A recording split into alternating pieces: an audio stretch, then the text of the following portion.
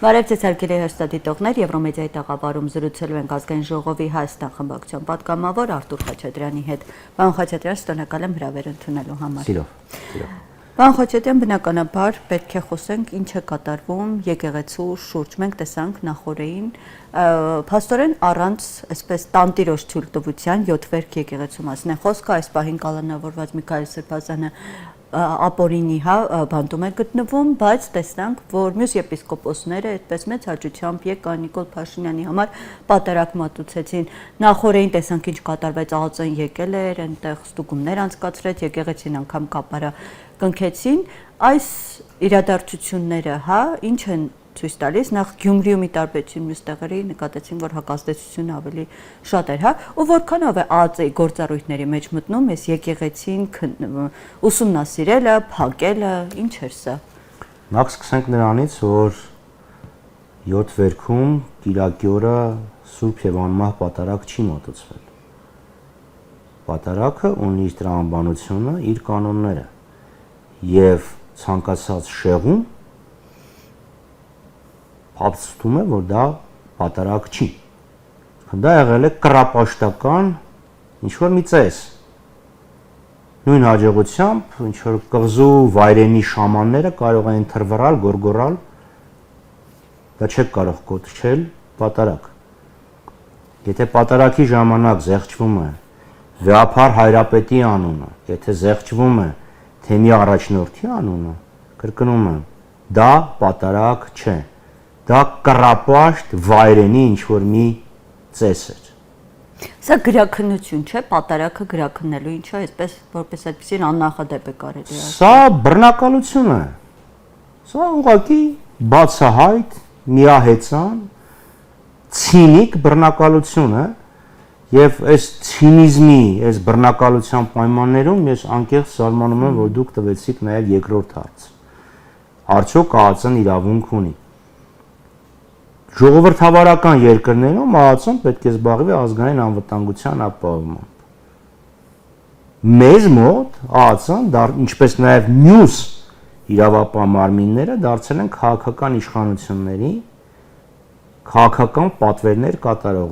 Իդեպ երբ ասեմ քաղաքական իշխանություններ, մի մարդու մասին է խոսք։ Եթե ինքը վեր կացավ ասես կառավարությունը ես եմ, եւ կառավարության մեջ չկար մեկը, որ ասես չէ կառավարությունը 12 նախարար, 2 փոխվարչապետ եւ մի վարչապետ է, փաստորեն ճիշտ եղավ էլի, ասես կառավարությունը ես եմ, այսինքն ԱԱԾ-ն դարձել է մի հոգու հլու կամակատարը, ինչ է նշանակում ԱԱԾ-ին ուղարկել, որպեսզի խոսեն հոգեվորականների հետ, որպեսզի պատարագ մատուցեն, այդպես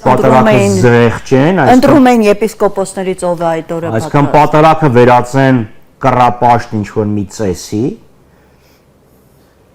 լավ, ենթադրենք, չգիտեմ, կովի հղիացման ծեսի ինչ-որ տենց մի բան։ Վայրենիները ունեն տենց մի բան, էլի։ Սա է իրականությունը։ Երբ եթե սկզբից Նիկոլ Փաշինյանն ասում էր ԱԱԾ-ն պիտի գնա սատանա բռնի, մենք դա վրացի ծաղում ենք, հիմա մենք դա ենք տեսնում, ԱԱԾ-ն փաստորեն մայրաթորի միաբանների մեջից սատանաները գտնում եւ պատվեր իջեցնում։ Բայց գտավ։ Այո, գտավ, այո։ Դե գիտեք, Կայենը սպանեց Աբելին, Հակոբը խաբեց եւ տիրացավ անդրանիկության իրավունքին, խաբեց Եսավին, Հուդան մատնեց Քրիստոսին, Պետրոսն ուրացավ, այնպես որ դավաճանությունը ցավոք սրտի Ադամի օրվանից գալիս է։ Պարոն Խաչատրյան, ձեր նշած հուդաները, մատնիչները եկեղեցում միշտ եղել են ու Նիկոլ Փաշինյանին հաջողվեց երես հանել, թե պարզապես այդպես հանգամանքների բերումով։ Գիտեք, ես չեմ կարող ասել եկեղեցում միշտ եղել են։ Ակնհայտ է, որ հիմա արտաքին ճնշումներին կամ գայթակղությանը չեն դիմացել։ Հիմա բոլորը Արշակ Սրբազան չեն։ Կան նրանք, ովքեր սպառնալիքներին չեն կարողանում դիմադրել։ Ակնհայտ է, չէ, որ եթե Արշակ Սրբազանը իր մեջ տղամարդկություն չունենար եւ չդիմադրեր, արգնար գործարքի, հիմա ինքը ոչ թե ԱԱԾ մեկուսանում կլիներ, այլ հավանաբար այս կռապաշտական ծեսին կմասնակցեր։ Բայց մյուս խնդիրը կա, եթե սրբազան հայրերն իրենց մեջ այդքան ուժ չեն տեսնում կամ չեն կարողանում գայթակղությանը դիմանալ, ուրեմն պետք է վեղարը հանեն, դիմեն վեհապարին կարգալույս լինելու համար եւ իրենց ավազանի անունով գնան Բենթլի քշեն։ Բայց նրանք հակառակը պահանջում են, իրենք են պահանջում կաթողիկոսի հրաժարականը այդ ամենի փոխարեն։ Դե թող պահանջեն, հետո ինչ։ Թող Ասում պահանջեն։ են, որ իրավիճակին չի տիրապետում։ Իդեպ այս եպիսկոպոսած ժողովի հետաձգումն էլ իշխանությունները ասում են, սա եւս մեկ անգամ վկայություն է, որ այլևս կաթողիկոսը Գարեգին II-ը չունի վերահսկողություն եկեղեցու։ Եթե վեհապար հայրապետը վերահսկողություն չունենար, ես կարծում եմ, ասում ոչ թե կարծեմ, վստահ եմ, որ ինքը իրեն կպարտադրեին կամ ներսում ինչ-որ ընդվզում կլիներ։ Դե չկա ընդվզում։ Չէ, մի քանի Այս հոգի, պայդրության պարակտում է։ մի քանի հոգի չէ, պարակտումը որոշակի կես-կես է նշանակում, բայց մի քանի ռենեգատ չեն կարող ասել, որ եկեղեցին կիսվել է։ Ուղղակի մարդիկ են, գիտեք, ասում են, ինչը մեզ չի սպանում, ավելի ուժեղ է դարձնում, եւ միգուցեև լավ է, որ այս ամեն ինչը կա, մենք իմացանք ով է, եւ Մայրաթորը Հայաստանյաց առաքելական Սուրբ եկեղեցին ավելի կհզորանա, կհաղթահարի այս փորձությունը։ Վերջապես հասկանում եք, չէ՞ որ առաքյալների հիմնված եկեղեցի է, Պետության ըստ Նիկոլ Փաշինյանի այսօր գրառում էր արել ու շարունակում է նորոգման ծրագիրը։ Լավ, եկեղեցին Հայաստանում քրիստոնեությունը տարածել են Թադևոս եւ Բարդուղիմեոս առաքյալներ։ Այո, 301 թվականից հետո Հայաստանյաց առաքելական եկեղեցին է ստեղծվել։ Բայց քրիստոնեությունը Հայաստանում եւ քրիստոնեական կառույցը Հայաստանում, այո, ոչ կաթողիկոսություններ, այլ եպիսկոպոսական ամբիոններ են եղել, բայց փորձությունների միջով են անցել։ 301 թվականից հետո երբ ձևավորվեց Հայաստանյաց առաքելական Սուրբ եկեղեցի եւ Գրիգոր Լուսավորիչը առաջի վեհապար հայրապետն էր կաթողիկոսն։ Տեսեք ինչքան փորձություն է անցել, բայց դիմագրավել է, չէ։ Դիմագրավել է, կարողացել է իրեն պահել։ Պարոն Խաչատրյան, ուզում եմ այդ գրառմանն էլ, հա, դրան վերաբերյալ խոսեք, նոր առաջարկ է ներկայացվել, էլի նորոգման ծրագիր, չնայած սա միջև այսել էր ընչա, ասում են, որ պետք է տեղապահ կաթողիկոսին ընտրվի, կանոնագիր կփոխվի, այնուհետև նոր կաթողիկոսի ընտրություններ, բացի սա պետք է հիմնը հնչեցվի պատարագներից առաջ կիրակի օրերը դրոշ տեղադրվի, այս առաջարկների մասին։ Նախ հիշեցնեմ, որ Փաշինյանը լավ կանի վերափոխման, նորոգման մասին քիչ խոսի եւ հիմնավորեմ հիշեցնեմ, որ 44-օրյա պատերազմից մի քանի օր առաջ, սեպտեմբերի 21-ին, Նիկոլ Փաշինյանը Հայաստանի վերափոխման ռազմավարությունը ներկայացրեց եւ մենք տեսանք ինչ տեղի ունեցավ։ Այդ ռազմավարության մեջ էլ գիտեք, վատ բաներ չկային գրած։ Օրինակ, Հայաստանը դարձնել մեկ շնչին ընկնող ամենամարտունակ բանակ ունեցող երկիր։ Ինչա նշանակում մեկ շնչի հաշվով ամենամարտունակ, ես որևէ զինվորականից չեմ կարողացել բացատրություն ստանալ, որտեղ այդ մարդիկ ուղղակի մի մասը ծիծաղում են, մի մասը հասկանում են, ում են մեջբերում, զսպվածություն էին ցուցաբերում։ Հիմա ես վախենամ, որ ինքը հենց մի բան ուզում է նորոգի, վերափոխի,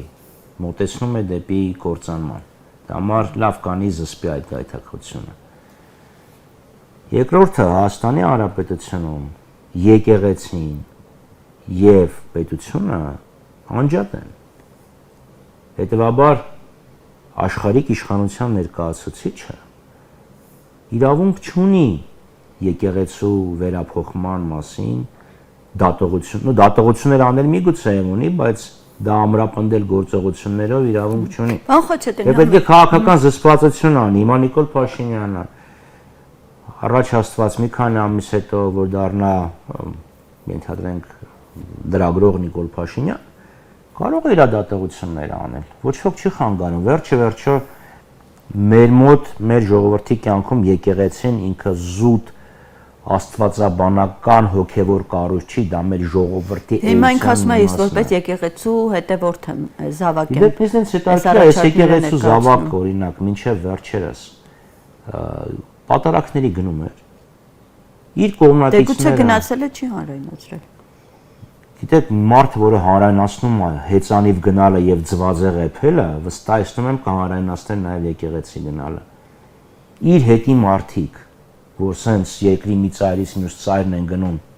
որ կռապաշտական ծեսին մասնակցեն, երբևիցե մասնակցել են։ Ակնհայտ է, չէ, որ իրենք փորձում են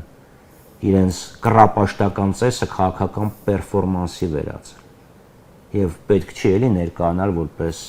եկեղեցու զավակ, եկեղեցու հետևորդ։ Եկեղեցու հետևորդն էլ նշանակում է հետևել եկեղեցու։ Պարոն Խաչատրյան, լավ, ինչքան այսպես քննադատում ենք իրավունք չունի խառնվել, հա, պետք է զերծ մնա այս ամենից, բայց շատ հստակ, այսպես իշխանություններն էլ իրենց ասած ծրագրով շատ հստակ առաջ են գնում։ Հիմա ինչ պետք է անի հասարակությունը, ընդդիմությունը առհասարակ, ինչու այսպես Գիտեք, հասարակությունը մայրաթոռը ինչու է այսքան հասարակությունը արեց այն, ինչ որ Գյումրիում արեց։ Եվ դա ամենա ճիշտ արձագանքն է։ Դա հասարակությունը։ Գյումրիում քաղաքական որևէ կառույցներ չգնացին, չասեցին, ժողովուրդը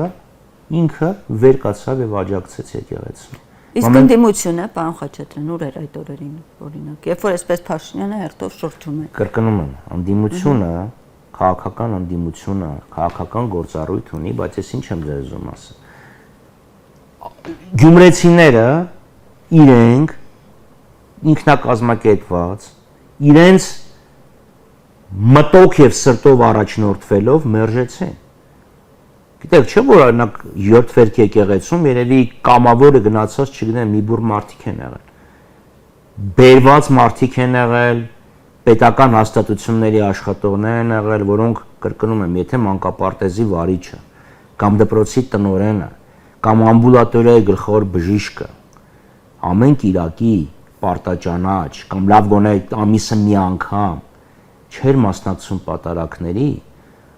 այսօր գնալը, երեք գնալը եւ ծափահարելը, դա չի նշանակում պատարակի է եկել, դա չի նշանակում ինքը կամավոր է եկել։ Այսինքն հասարակությունը ինքը ցույց տվեց իր վերաբերմունքը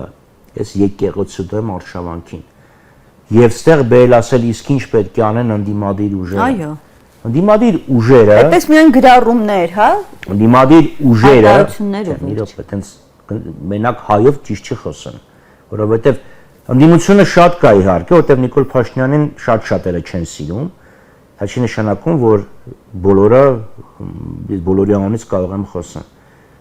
Գոնե մեր քաղաքական ուժը եւ Հայաստան Դաշինքը եւ Դաշնակցությունը այն ժամանակ էր բոլորը Նիկոլ էին գոռում 19 թվականին մենք էինք ասում ես ինչ եք անում։ Եվ նրանք ովքեր 18 թվականին քվեարկել են Նիկոլ Փաշինյանի օգտին, ես չեմ ասում 18-ի մայիսյան դեպքերի, ապրիլյան դեպքերի մասին։ Ես դեկտեմբերի 9-ի քվեարկության մասին եմ խոսում։ Ինչ խղճով են մեզ ինչ-որ մի բանում մեղադրում։ Բա որ ասում ենք մի արեք, բա որ 21 թվականին գնացեն Նիկոլ Փաշինյանի օգտին են քվեարկել կամ չեն մասնակցել ընտրություններին, հիմա ինչ դեմքով են մեզ ասում բա դուք ուր եք։ Մենք եղել ենք այս իշխանության դեմ պայքարի առաջնագծում եւ եկեղեցու պաշտպանության առաջնագծում։ Ստեղ հոգեվորականները Շիրակի մարզի արել են այն ինչ որ պետք է անեին։ Ցանկացած քաղաքական ուժի մասնակցություն նպատակ պետք է ունենա, այսինքն գնալ այնտեղ հանրահավաք կազմակերպել եւ ինչ։ Եվ ինչ որ իշխող ուժն է անում։ Ինչ է անում իշխող ուժը։ Շատ հստակ առաջ է գնում, այդպես պատարակները վերացում են։ Այսինքն դա կրկնում եմ, մի սրբապղծությամբ մի զբաղվեք։ Դա պատարակ չի, դա հեթանոսական, կռապաշտական վայրենություն է։ Դա պատարակ չի։ Ես միշտ գնացել եմ պատարակների։ Մեր ֆրակցիայից Լիլիթ Գալստյանը միշտ գնացել է։ Գառնիկը միշտ գնացել է, Գեղամը միշտ գնացել է, Ռոստոմյան Արմենը միշտ գնացել է, շատերը միշտ գնացել են, դա պերֆորմանսի չեն վերածել։ Պատարակը քաղաքական միջոցառում չի, կրկնում եմ։ Եվ ընդդիմությունը այո կանգնած է եղել Մայրաթորի թիկունքին եւ հիմա Մայրաթորի թիկունքին կանգնած է։ Մեր էության աջապաշտպան հիմնական հաստատություններից մեկի թիկունքին։ Հիմա ձեր ուզածն չէ, գնայինք այդտեղ կանգնեինք եւ ինչ որ բան գոռայինք։ Դե գորալը չէ, բայց ինչ որ Ինչ որ ով այնտեղ տեղում որպես Որի՞նչ։ Անակ ինչպես օրեր առաջ մենք տեսանք մեր ձևով Մհեր շարժման ընդեր։ ինչպես տեսանք մեր ձևով շարժման Նարեկ Կարապետյանն էր, Սուրբ Սարգսյանը։ Լավ, ճիշտ է կապրեք, մերն էլ Սուրբ Աստվածածին եկեղեցում էր Մելքոնյան։ Հետո։ Դե ասում եք լրիվ ասեք։ Ինչ չեք ասում։ Կրկնում եմ։ Մեր Մելքոնյանը այնտեղ է եղել։ Այո, կրկնում եմ։ Եվ մեր կուսակցական կառույցի ընկերներն են ընտեղ եղել։ Այսինքն պատարագը դա քրիստոնյայի ու պարտականություն չասեմ իհարկե, բայց դա քո դրսևորումն է, քո նույնականացնում է եկեղեցը։ Մի տարեք պատարագը քաղաքականացման։ Մի տարեք պատարագը քաղաքականացման։ Բայց երբ եղավ եկեղեցու վրա հարձակում, մենք ընտեղ էինք, չէ՞, տեսել եք, չէ՞։ Մայմա ինչքանով արդար էր ձեր հարցը։ Չնայած մամուլն ազատ է։ Այո, մամուլն Մամուլն ազատ է, կարող եք հարցը տալ։ Իշխանությանն են, պարոն Խաչատրյան, մատնանշում քննադատում, նույն կերպ է պետք է հարցեր ուղեն ընդդիմության։ Ես դեմ չեմ, բայց ես էլի եմ ասում։ Երբ եղավ հարձակում Մայրաթորի վրա, ընտեղ էինք, չէ։ Հիմա ասում եք Գյումրի գնալ, որ ինչ անել այդ պահին այդտեղ։ Հասկանում եք, որովհետև արվեց ամենակարևորը, ինքնաբուխ մարդիկ մերժեցին իրան։ Լավ, հասկացանք, դա Գյումրիում։ Բայց միջի այս արդեն մի քանի եկեղեցում է եղել։ Գյումրիում ա եղել, դրա համար եմ Գյումրի օրինակ։ Նույնը Հովանավանքում կարող եմ ասել, նույնը Թալինում կարող եմ ասել։ Այսինքն հասարակությունը ունի իր մեջ այդ immunitete, ինքնամաքրվելու այդ ամեն ինչը։ Եվ գնաս ասես քաղաքականացնում են, չէ։ Չպետք չի քաղաքականացնել գնալ այնտեղ ակցիա անել։ Դու ներկայությունը անգամ կարող է շատ բան փոխել, պարոն Խաչատրյան։ Չենք ասում պաստառներով գնացեք այնտեղ ինչ որ լոզունգներ հոռացել։ Տեսեք, կար մի հատ կռապաշտական ծես 7 վերքում։ Դիմացը պատարակ էր եւ մարդիկ պատարակում այնտեղ։ Այո, ամենափրկիչը։ Ամենափրկիչը։ Պատարակի են մասնակցել։ Հիմա ասում եք ակցիան մի արեք, ակցիա չեն արել, մարդիկ եկեղեցում են եղել եւ մասնակցել են պատարակի։ Պատարակի։ Եվ ոչ թե սուպովի կամ ոսկե հորթի պաշտամունքի մումբույումբու ինչ որ վայրենության։ Պարոն Խաչատրյան, անդրադառնանք մի փոքր նաև ներքաղաքական թեմաների, հա։ Ես էլ եմ ներքաղաքական։ Եկեղեցու։ Չնայած ես վստահ չեմ, որ սա ներքաղաքական է բացառապես։ Երկրորդ նախագահ ասել է, որ մտադրություն ունի մասնակցելու, հա, 26 թվականի ընտրություններին։ Դաշնակցությունը մաս կազմելու է թիմը հայտնի, ինչ որ քննարկում դաշինքով էս մասին ունեցել եք, ինչ թիմով է մասնակցելու, խմբակցությունից ովքեր են լինելու այս թիմում։ Սա երևի ամենաշատ տրվող հարցերից է, բայց հարցերի քանակը նույն հարցը որ շատ են տալիս, չի նշանակում պատասխանը պետքա փոխել, պարոն Խաչատրյան, երկրորդ նախագահի կողմից։ Դաշնակցության մասնակցության որոշումը եւ ձևաչափը ճշտել է դաշնակցություն կուսակցությունը։ Ճիշտ է։ Մենք ենք որոշում մասնակցենք թե չէ։ Դե դեմ հարցնում, որոշում դեռ ունեք թե ոչ։ Որոշումը կա, ես ավելի գիտությամբ քչալ եմ։ Եվ այդ որոշումը իրավունք ունի կայացնելու բացառապես դաշնակցության գերագույն ժողովը, որը նախնական հունվարի վերջ հավանաբար կգումարվի, որտեղ որոշում կկայացվի մասնակցում ենք թե չէ, եւ որն է նախընտրելի ձևը։ Դուք օրինակ ձեր կարծիքը պետք է մասնակցել թե չէ, քանի որ Նիկոլ Փաշինյանը այսօր շատ ենք լսում, որ ասում է պետք է այնպես անենք, որ երկրորդ եւ երրորդ նախագահների թիմերը այլևս նոր խորհրդարանում տեղ չունենան։ Նիկոլ Փաշինյանը կարող է իր թիմի մասին կարծիք հայտնի, իր ցանկությունների մասին կարող է Հիմա ձեր տեսակետը կոնկրետ Հայ հեղափոխական դաշնակցությունը իր մասնակցության մասին որոշում կկայացնի կուսակցության արտահերթ գերագույն ժողովում, որը հավանաբար կգումարվի 2026 թվականի հունվարի ավելի դեպի վերջ։ Քաղաքական կուսակցությունները մասնակցում են ընտրություններին որպես կանոն։ Այսինքն ավելի բնական է մասնակցել ընտրություններին, քան չմասնակցել ընտրություններին։ Եվ բոլոր նրանք, ովքեր կոչ են անում չմասնակցել ընտրություններին, այս խոսակցությունը ակտիվացել, որ այլևս անհրաժեշտ չէ, որ երկրորդ եւ երրորդ նախագահները մասնակցեն։ Ասեք, ես երկրորդ եւ երրորդ նախագահների անունից չեմ կարող որևէ բան ասել։ Ես խոսում եմ նա մասին, ինչի մասին խոսում են դաշնակցությունը։ Որպես շարքային կուսակցական։ Որպես շարքային կուսակցական։ Բայց ես ասում եմ, բոլոր նրանք, ովքեր ասում են մի մասնակցեք, Նիկոլի հետ է գնում ընտրությունների, նրանք գիտակցաբար կամ ոչ գիտակցաբար Նիկոլ Փաշինյանի ջրաղացին ջուր են լցնում, որովհետև պատկերացրեք ընդդիմադիր ուժերը չմասնակցեն ընտրություններին։ Գիտեք, չէ՞ ինչ կլինի։ Առաջի տեղ քաղաքացիական պայմանագիր, երկրորդ տեղ հանրապետություն կուսակցություն, երրորդ տեղ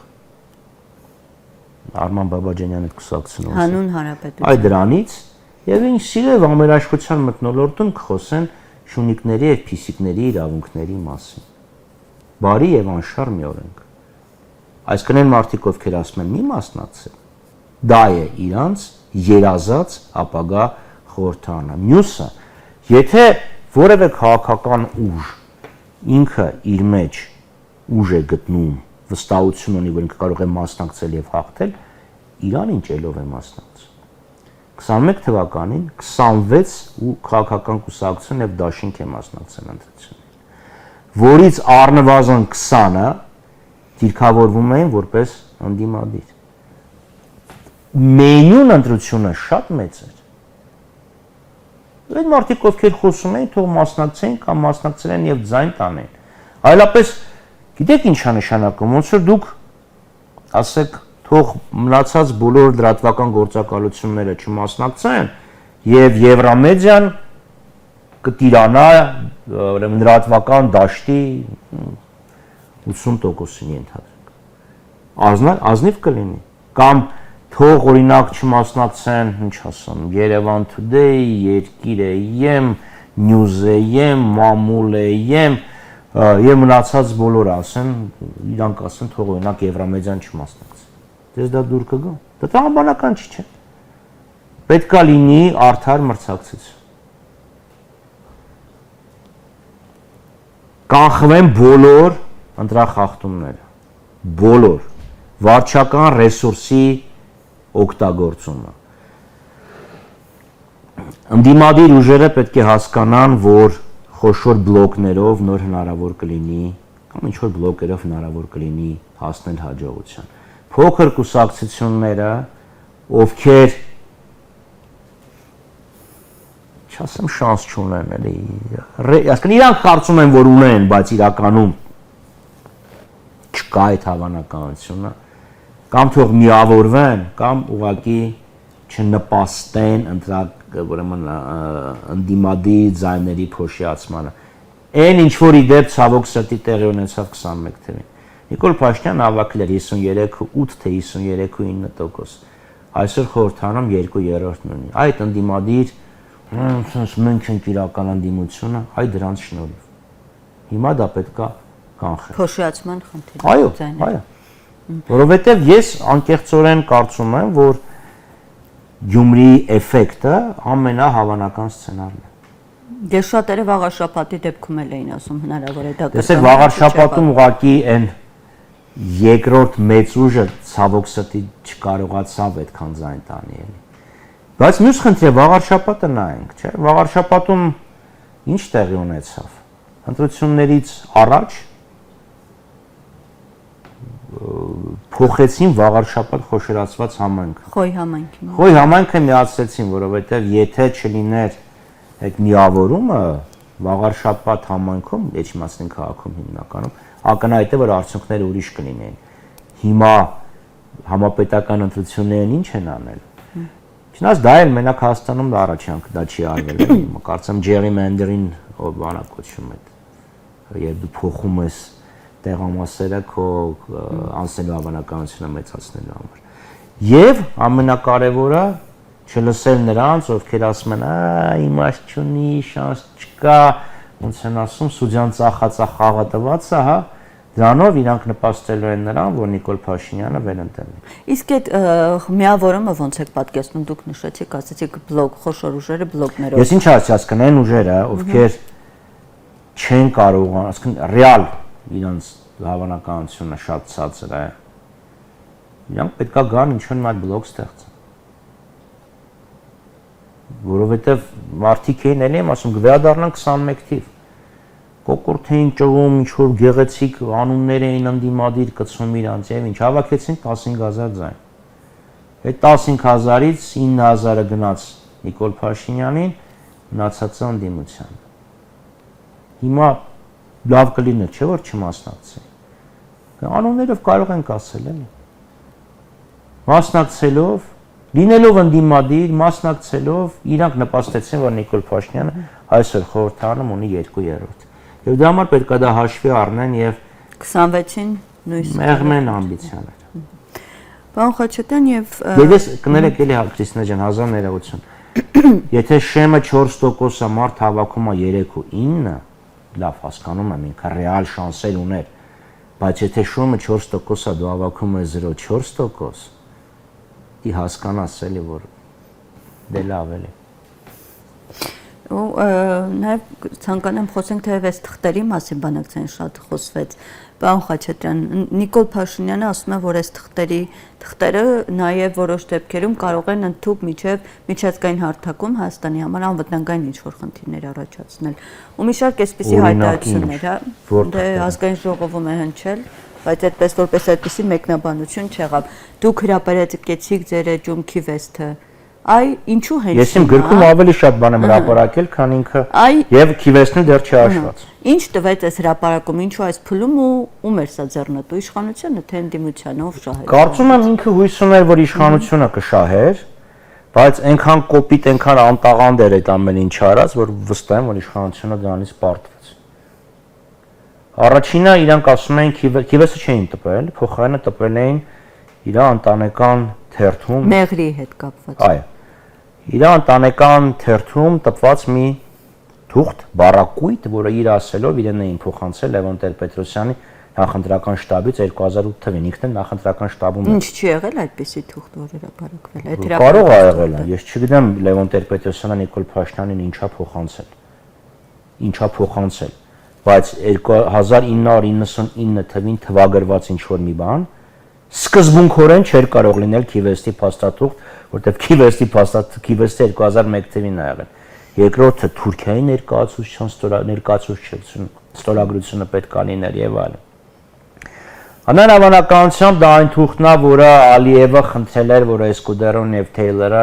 բերեին Հայաստան եւ ներկայացնեին Հայաստանի իշխանություններին։ Հայկական իշխանությունները դեմ են եղել այդ ամեն ինչին։ Եվ եթե կարդաք Սաբինա Ֆրեյզերի թողածը Թոմաս Դևալը, Ֆիլիպ Ռեմլերի գիրքը, դրանք մարդիկ էին, ովքեր Դևալը եւ Ֆրեյզերը ավելի հայտնի են, իրենք մեկը հայտնի փորձագետն է Կարնեգիից, մյուսը միջազգային ճգնաժամային խմբի ղեկավարն էր։ Ֆիլիպ Ռեմլերը ինքը նու ռանգով մի քիչ ավելի ցածր, բայց Կազիմիրովի ամերիկյան տարբերակն է։ Եվ իրանք էլ են գրում, որ կար առաջարկ, հայկական կողմը բառացի ասում են fiercely objecting, կատաղիորեն դիմադրում էր, բայց արդեն 2000 թվականից միջազգային հանրությունը սկսեց թեքվել դեպի հայկական կողմ, բառացի ցիտում եմ, եւ թուղթը, որը ներկայացվել էր Քիվեստում, ենթադրում էր, որ Ադրբեջանը հրաժարվում է Ղարաբաղի եւ Լաչինի Միջանցքի նկատմամբ իր պահանջներից, փոխարենը ստանում է ինքնիշխան անցում, որը միացնում է Նախիջևանը Ադրբեջանին, որը չեր խոչընդոտելու Հայաստան-Իրան սահմանը։ Մեղրի մասը Այո, այսինքն նույնիսկ այդ անցումը շատ ավելի լավ պայմաններ էր մեր համար ունենալու, քան թե ինչ որ Նիկոլ Փաշինյանն է ստորագրել, որովհետև օրինակ պետք է անցնել թունելներ, էստակադաներ, այսինքն Հայաստան-Իրան սահմանը չէր խոչընդոտվում, բայց ոչի բան չենք ստացել փոխարենն։ Բացի նրանից, որ ադրբեջանցիները ջերմուկում են, Ադրբեջանը սահմանադրությամբ փոփոխություն են պահանջում, ադրբեջանցիները ուրեմն ապաշրջափակում ասելով թույլ են տալիս իրանց տարածքը, որը մի անգամ անդամն է դա եղել, իդեպ, Նես չի որ դա բարբերական բնույթ ունի։ Իսկ ստեղ Հայաստան լղին տարածքով Արցախի հանրապետություն գումարած Լաչինի միջանցք դառնում էր Հայաստան։ Եվ հետարքիր ասում են մենք իրանք ինչ որ խոսում են, չէ՞, էսա քիվերսում քննարկել, ասում են դե թուղթը ցույց տուր, ասում է չունենք։ Դա ասում են հա մեղրի փոխանակում ադրբեջանցիների տեղափոխում։ Լավ ասում եք է թուղթը ցույց տուր, եթե դու ասում ես մեղրի փոխանակում։ Ցույց տուր այդ թուղթը, եթե չես տեսել, ինչ ես խոսում։ Նույն Սաբինա Ֆրեյզերը իրենց ուրեմն ուսումնասիրություններում հետարքիր ա գել, ինքն ասում է ես խնդրեցի որ ադրբեջանցիները ցույց տան։ Ադրբեջանցիները ցույց չեն տվել։ Բառացի կարդացեք, կարող եմ ես դնեմ, չգնեմ, ուղարկեմ ձեզ գնամ տուն դնեն հողումը կայքի վրա, իմեջի վրա, որ ադրբեջանցիները պնդում են, որ եղել է փոխանակման, քննարկվել է փոխանակման տարբերակը, սադարակում։ Ֆրեյզերը խնդրել է այդ թուղթը ներկայացնել։ Ադրբեջանցիները չեն ներկայացրել։ Գրել է մարդը, այսինքն բառացիորեն դա ադրբեջանցիների մերկապարանոց չհիմնավորված թղթեր գաղափարն է, որը Նիկոլ Փաշինյանը տիրաժավորում է։ Մյուսը դա անցյալում, լավ, հիմա այս հիշում եք ազգային ժողովում հարց տվեց, ասում, դա եղել է մեծ պայթյունից առաջ, դուք զրոյական կետից եք սկսել։ Ձեզ ներկայացվել է թուղթ, որը եթե ընդունվեր, Արցախն ունենալու էր միջանկյալ կարգավիճակ։ Արցախը կապով կապված է լինելու Հայաստանի հետ։ Արցախի արևելյան եւ հարավային սահմանները պահպանելու էին միջազգային անվտանգային ուժերը, խաղաղապահ ուժերը։ 19 թվականի մասին է խոսքը գտնում։ Արցախի ներկայացուցիչները մասնակցելու են ԵԱՀԿ նիստերին գոնե Արցախի մասով։ Եվ ամենակարևորը Արցախի ժողովուրդը ստանալու էր իր ապագա իրավական կարգավիճակը որոշելու մեխանիզմ։ Արցախի ողջ բնակչությունը ամենակարևորը, որ ասում եմ, որտեղ ասված, որ Ղարաբաղցիք պիտի մասնակցեն, Ղարաբաղի բնակչություն նշանակում է նրանք, ովքեր Ղարաբաղում ապրում են։ Հայաստանի բնակչությունը Հայաստանում ապրող մարդիկ են, չէ։ Եվ մյուսը, օրակարգը ոչինչով սահմանափակված չէ լինելու։ Այսինքն, պատկերացրեք, եթե Նիկոլ Փաշինյանը ասեր այո, ինչ մենք կունենայինք, եւ եթե Ադրբեջանն ասեր այո, բայց ինքն ասում է, որ իրեն Պուտինն ասել է, որ ինքը պայմանագրունակ է, այսինքն եթե ինքը համաձայնվեր, այն կողմը ոնց որ թե կհամաձայնվեր, նույնիսկ եթե չհամաձայնվեր, ճնշումը գնալու էր Ադրբեջանի վրա, ոչ թե միջազգային հանրությունը պետք է ասե դե ինչ անում եք կարեք, որովհետեւ Նիկոլ Փաշինյանը հետո սրեց իր հռետորաբանությունը եւ սասկացրեց քաղաքականությունը։ Ակնհայտ է, չէ՞ որ ասել է չէ եւ դրա համար է սրել։ Տենց էլ չպատասխանեց եւ ներողություն եմ խնդրում, հազար ներողություն։ Ի տարբերություն նախորդ նախագահների, նախորդ բանակցային փուլերի, Նիկոլ Փաշինյանը զուգահեռ երկու արահետով էր բանակցում։ Մինսկի խմբի նախագահների հովանու ներքո եւ անձնապես, անմիջապես Ալիևի հետ։ Ինչ է քննարկել ինքը Ալիևի հետ։ Բայց այդ թղթերը ինչի չի հրապարակում։ Ինչ են քննարկել, հիշեցնեմ, որ պատերազմից առաջ։ Դե գուցե բանավոր ինչ որ։ Դե լավ, եթե ինքը կարող է հայկական ժամանակից մի հատ հոդված տպի, թող մի հատ հոդված էլ տպի, ինչ եմ ես քննարկել Ալիևի հետ, եւ դա որպես փաստաթուղթ ներկայացնի։ Բայց Ալիևը որոշակի բացահայտումներ արեց, Նիկոլ Փաշինյանը չերքեց։ Բայց ասեց, եթե դու սկսել ես գաղտնի ինֆորմացիաներ, արտահոսք կազմակերպել, մեզ բաներ էլ ես կասեմ, որ Ադրբեջանը անհուսալիորեն կապականանա, ինչու չասեց, պատերազմի օրերին ոչ է ասում, չէ, Պետրոս Ղազարյանի հետ անոնց կար։ Եվ երկրորդը ինչի դրա մասին որևէ բան չի ասում։ Բացի կանխավ ծիծաղելի մի պնդումից, որ Ալիևը վախենում էր, որ Ադրբեջանի ժողովուրդը կարող է ինձ լսի եւ հեղափոխություն կազմակերպի, կամ ոգևորվի հայկական հեղափոխությամբ եւ մի հատ հեղափոխություն էլ ընտեղ։ Սա է իրականությունը։ Հիմա ինքը փորձում է այդ ամեն ինչը խափի, նենգափոխի, դեռ չհաշվացեն, որ այդ փաթեթում բազմաթիվ այլ բաներ կան, որ չի ներառվել։ Ասեն ես կտայի թղթերը թող ներառվեն, կամ գոնե մի առաջարկները, պատասխանները չկային։ Դրանից բացի, հայկական կողմը պաշտոնապես 2001 թվականին Քիվեստում համաձայնվել է, Ադրբեջանը վերջի պահին մերժել է, Կազանում հայկական կողմը համաձայնվել է, Ադրբեջանը մերժել է, ընդհանուր պետության գաղափարին Հայաստանը համաձայնվել է, Ադրբեջանը մերժել է, իդեպ այդ ընդհանուր պետության գաղափարը այս իշխանությունները ներկայացնում էին ոնց որ սատանայից ավելի սատանա, բայց նույն Ալիևը իրանց Միլի Մեջլիսում հայտարարել է, որ Ադրբեջանում ասացված կա սևից ավելի սև, այս ընդհանուր պետությունը վատից ավելի վատն է։ 97 թվականի ընդհանուր ներողություն փուլային եւ փաթեթային տարբերակները կային, որը Արցախը մերժում էր, Հայաստանի իշխանությունները համաձայնվում են եւ փորձում էին ճնշել, որ Արցախն էլ համաձայնվի։ Չնայած Լևոն Տեր-Պետրոսյանը ինքը ասաց, որ Ադրբեջանը ֆորմալ առումով համաձայնվել է, բայց իրականում իրանք էլ էին դեմ։ Եվ դրանից բացի չմոռանանք, որ Ադրբեջանը մերժել է դեռևս 93 թվականի հոկտեմբերին ներկայացված փաթեթային կարգավորման առաջարկը, որ ասում է եկեք զորքերը հանենք գրաված տարածքներից, եւ խոսքը չի վերաբերվում մենակ օրինակ Ակնայից, Աղդամից, այլ նաեւ Ադրբեջանն էլ զորքը պետք է հաներ Մարտակերտից, կգումարվի Մինսկի խորհրդաժողով, կվճռվի Արցախի կարգավիճակը, այսինքն նույնն էր, հետևանքների վերացում եւ կարգավիճակի ճշտում, այդ ամեն ինչը միասին պետք է լիներ, դա էլ չի հրապարակել, սելեկտիվ ինչ որ բաներ ա վերցրել դրել։ Ձեզ շնորհակալ եմ, պարոն Խաչատրյան, զրույցի համար։ Սիրով։ Հարգելի հեռուստադիտողներ, հիշեցնեմ, որ մենք զրուցում ենք Ազգային ժողովի Հայաստան խմբակցության պատգամավոր Արտուր Խաչատրյանի հետ, շնորհակալ եմ հետևելու համար։